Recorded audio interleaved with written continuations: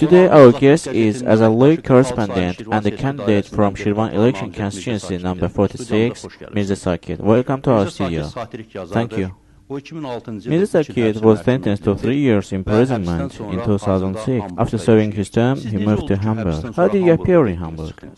There is a Hamburg community in that city which ensures protection and treatment of journalists suffering political repressions in authoritarian regimes. I was invited to live in Hamburg for 1 year and was provided with 1 year visa by German embassy. Now I am living in Germany, but with regard to elections I came here. And now about your imprisonment. What were the reasons for your imprisonment? The local and international community know that the reasons for my imprisonment were my critical articles. On 23rd June 2006, I was going to the Azerbaycan's office in a taxi. The taxi was stopped by 6 police of anti-narcotics department, and then the police placed drugs in my pockets and detained me. These were reasons. And what were the motives? The motives were my articles criticizing the government authorities.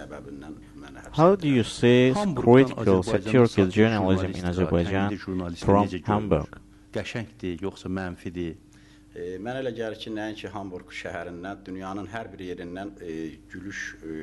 When you look from Hamburg, you see that there is a great satiric journalism in Azerbaijan reflecting the government's praise. You didn't only criticize Azerbaijan authorities, but also discuss international organizations. I know that you have met with Strasser, a German parliamentarian and also a rapporteur on political issues of Azerbaijan. He has never paid a visit to Azerbaijan. What did you discuss in the meeting with him?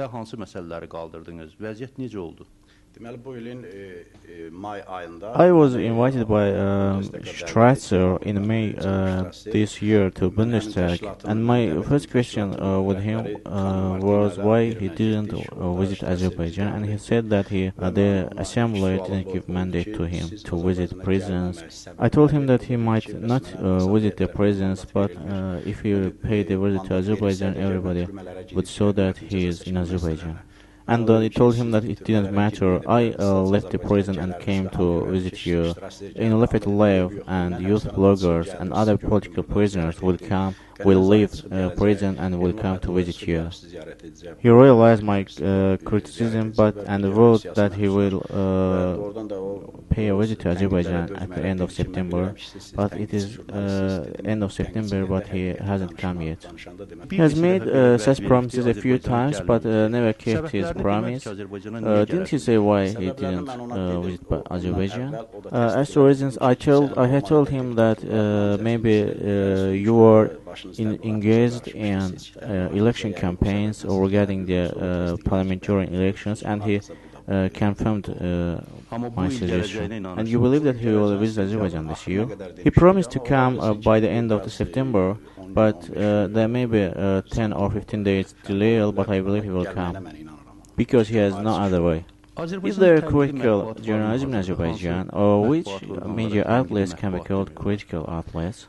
Let's say that the newspapers with biggest circulation in Azerbaijan are Azerbaycan newspaper, Mirza Sakit newspaper, but of course there are other newspapers which also criticize the government, the authorities in a sharp way.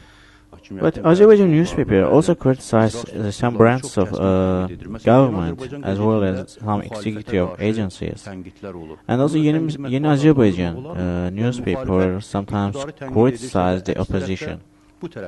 Can it be called a critical journalism too?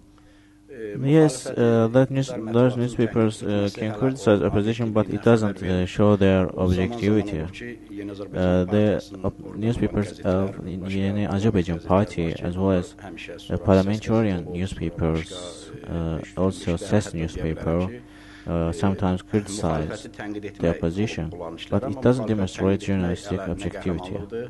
But we must say that opposition newspapers are not always objective either. Sometimes they claim that a minister will be fired tomorrow, but later we see that it's not true. It's false. What about it? What can you say about it?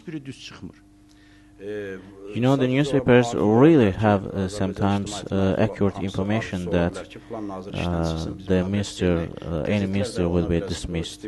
But then, after negotiations between clans, the minister is not dismissed from his position. And I think it's not fair to accuse newspapers for this.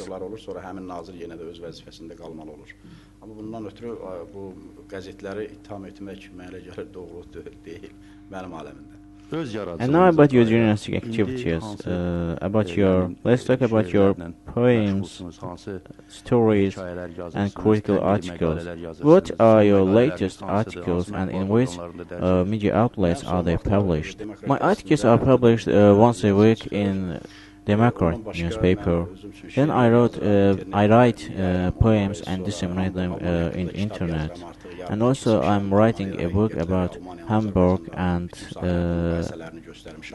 comparing all spheres of Germany and Azerbaijan, and I have been promised that this book also will be published in German language.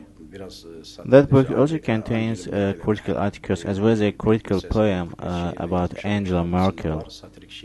What's the topic of that poem? The German press blamed Merkel for a little case of bribery. I continue writing and disseminating my poems on the internet. And I have also finished writing 2 books. One is a satiric book, and the other is about love. There was Mullah Nasreddin journal in Azerbaijan long ago. When you compare Mullah Nasreddin satiric journal with the current satiric political journalism, what results do you achieve? If the hero of that journal, Mullah Nasreddin, lived today, he couldn't withstand today's authoritarian regime, today's repressions, pressures. Why do you think so? Mullah Nasreddin journal was fired from Azerbaijan and was published in Tbilisi, Tabriz, but Korean newspapers, including Yeni Mirza and other newspapers, have not been fired from the country. A few correspondents of Azerlig newspaper, and not only correspondents of Azerlig newspaper, but also a number of political and scientific figures were obliged to leave the country. We have 350 professors in the Ukraine at present. They were all obliged to leave Azerbaijan for different reasons. Several correspondents of the newspaper live abroad, including you, Agil Khalil, Fikret Hüseyinli. Are there any others? No, there are not others, but Fakhri Hazibali, who worked in Azerlig and the Yeni Mirza newspapers, lives abroad now. There are also correspondents of other newspapers, including Yeni Mirza newspaper, and also some political leaders, political figures who live in France, Germany, Switzerland, and other countries. I keep in contact with them via phone, internet, and we are going to re-establish the committee established by Mehmet Emir Resulzadeh in 1943. Thank you for coming to our studio. Today our guest was as a league correspondent and the candidate from Şirvan election constituency number 46, Mirza Sakit.